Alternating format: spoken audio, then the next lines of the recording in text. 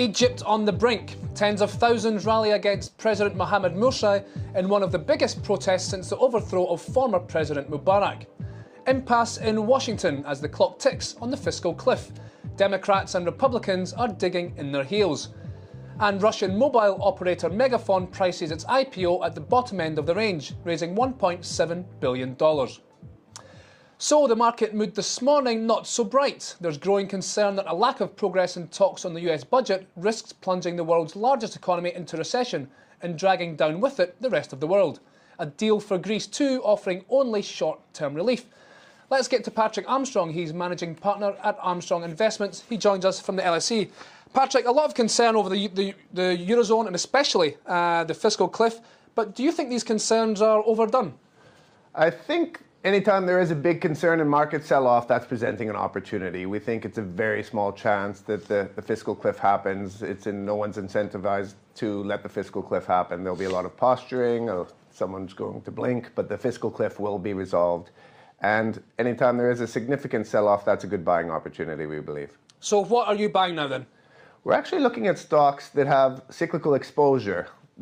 Europe's mired in recession. It probably will be for all of the coming year. The US is actually showing some pretty resilient growth right now. It's showing consumer confidence at a 4-year high.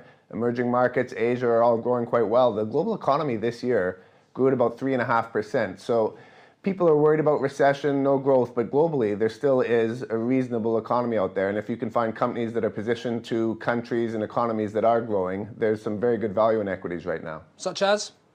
BMW, Volkswagen are companies we've been buying. They're viewed as cyclical companies. They're domiciled in Europe, but they have great brands. They sell a lot in the United States. They've sold 20% profit growth and sales growth over the last year. They do very well in China. China's got issues with Japan right now, so you're seeing Germany in a very strong position in the Chinese market, the German car companies. And they're trading below 10 times earnings. Can these companies continue that level of performance?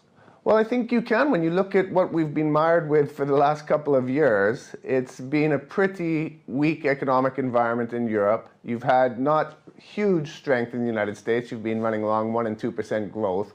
But I think it is going to be a sustainable economic period for China. I don't think there's going to be the hard landing there. You're seeing a repositioning of its economy from fixed investment into consumption. And I think that's good news for car companies. It's good for luxury brands. And there is real economic growth in parts of the world. You just have to find the equities that are selling into it. Okay, so you're a buyer of German autos. Are you a buyer of Spanish banks? We've got some news today that EU might ratify some of the aid terms for Spanish banks. And do you think the tide may be starting to turn for Spanish banks or not? Well, this will probably be good news for some of the big Spanish banks today. There'll be cheap assets from the banks that are government-owned being sold on to the big banks, but you still have a lot of bad debt in Spain. You've still got the property bubble that's still collapsing there. You've got 20% unemployment, and these big banks don't have funding levels that they're competitive with German banks and American banks. So whenever you have to borrow at higher rates as a bank than your competitors, you're in a bit of trouble. So we're still not attracted to the Spanish banks, despite this probably will be good news for them getting cheap assets today. Okay, Patrick, thank you very much.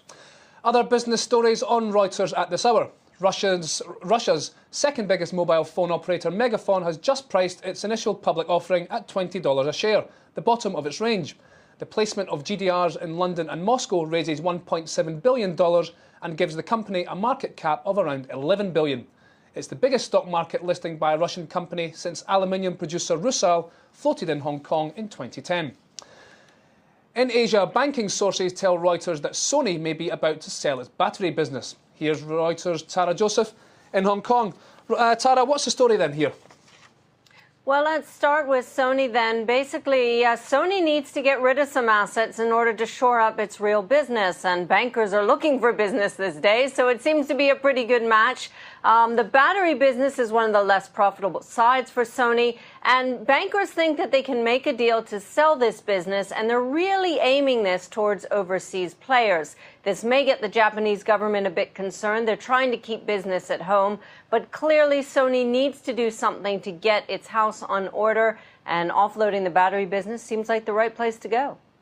And elsewhere in Asia, a surprise today from the Philippines. That's right. It was interesting listening to your guest, Patrick, talk about hotspots around the globe, and the Philippines is definitely one of them, in accordance with Southeast Asia really being one of the big growth areas of the economy around the world this year.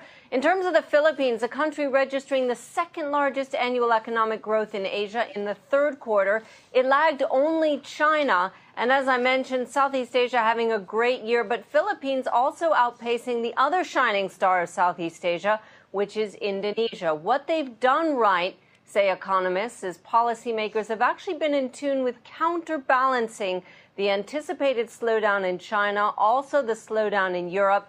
They've been pushing strong private and public spending. If you look at the Philippine stock market, it closed at a record high today. It's had a fantastic year. The question is, can this party continue? And if you talk to some people based in the Philippines, they're a little less excited. If you look at the infrastructure in the country, there is a lot of work to do there. OK, Tara, thank you very much.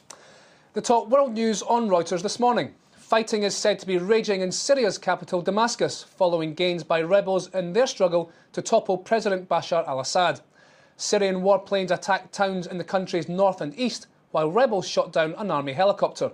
The Syrian Observatory for Human Rights puts Tuesday's death toll at 90.